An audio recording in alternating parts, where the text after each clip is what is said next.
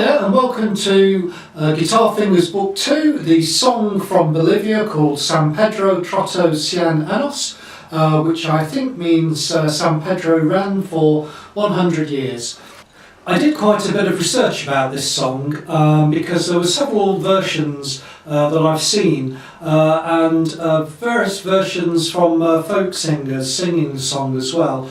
I also went back and looked at some choral versions, and I kind of based the song really more from the choral versions because it seemed to be a far better structure and clearer structure for the song.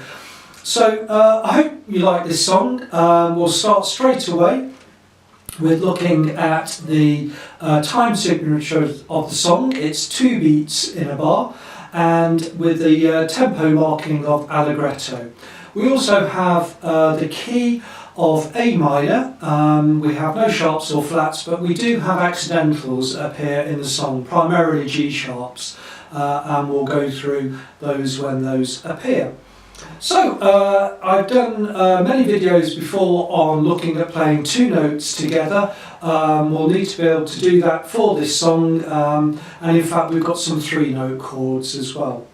Let's have a look at the melody line. That's how I always like to start looking at a song.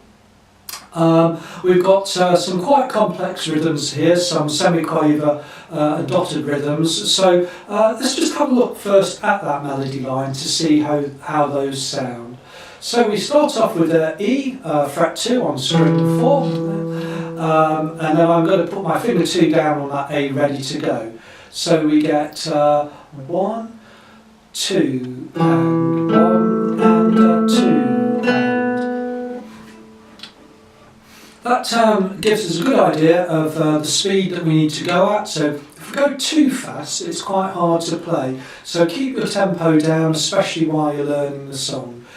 We played those B's. Let's look at bar 2. We get C's now. You can see it's almost like a scale going up. So we've got a dotted quaver, so that goes 1 and 2 and ta, ta, ta, ta. Same rhythm in bar 3, starting with the D, down to C, G sharp, fret 1 on string 3 there, back to an A. So let me just play that melody line through so we can see how that sounds.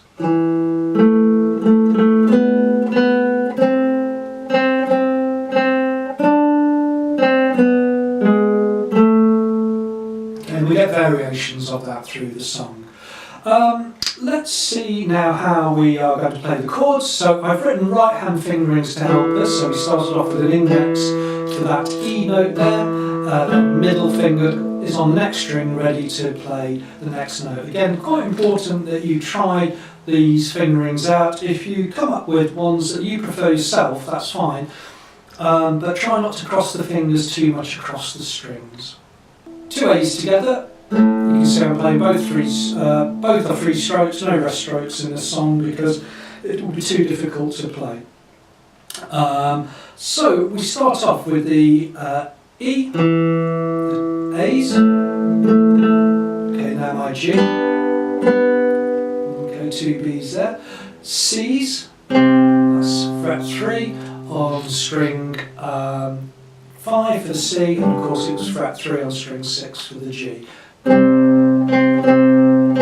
Now a G and a D, back to C, E bass, where that be, A sharp, and now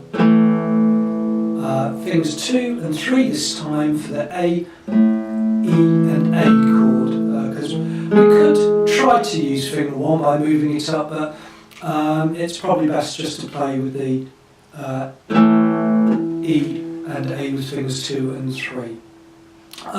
Again, if you're not sure of your bass notes, then maybe just go through the bass notes as they appear. So we've got to start off with A, C, G, fret 3, string 6, C's, fret 3, string 5s, G, low E, string 6, and then an A.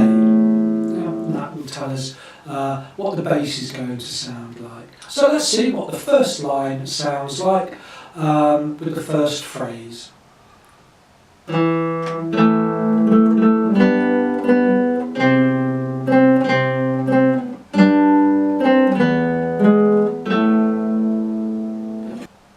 moving to the next part of the song, we've got this upbeat again, this A, and I'm using finger 1 again because I'm kind of mimicking really what's happened in the first phrase. I guess you could actually keep fingers 2 and 3 down and just play that as fingers 2 there for that E, and then A with finger 3. It just means then the problem comes that you've got to jump over with that finger 3 to that low G, and that's probably the better way, I think, of having finger 1 on that E. So I've just added extra notes now really. The song is fairly similar, but now I've made 3 note chords. So we've got the A, E and A, G, G and B there, C with the G on the 3rd string again. So, okay, now the G with the D and the G again. C, this time with a high E and a C, and then I'm going to play, I could play the G, C and E with I and A if I wanted to, or I could bring my thumb down, but I'll do I and A this time, so I'm going to play the C, and then I and A to play that little chord at the end. If you're not used to playing 2 notes together or bass notes, holding the bass notes, go back to some of the videos from my book 1, and that will demonstrate how to do that and little exercises to help you. I've demonstrated it in some of the other videos from this book, but the book 1 is always a good beginning book to go back to. I'll do lines 3 and 4 and then the remaining lines in the next video to keep the video length short.